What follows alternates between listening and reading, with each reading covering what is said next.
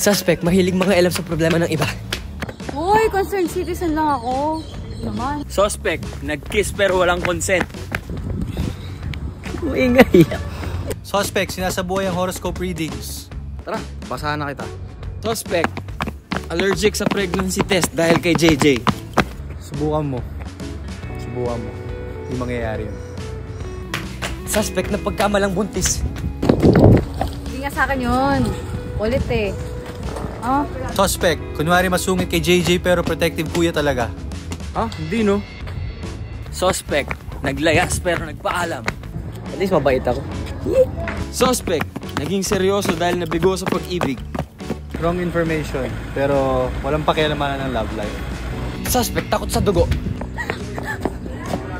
Suspect, caring boyfriend pero pahirap sa buhay ng Section E. Ulupong! Suspect, na pagkamalang magnanakaw. Fake news naman yun. Suspect, pinakamagaling na Section E President. Yan, ako pa ba? Totoo yan. Suspect palaban pero nung kinis ni Kiefer tanggal angas.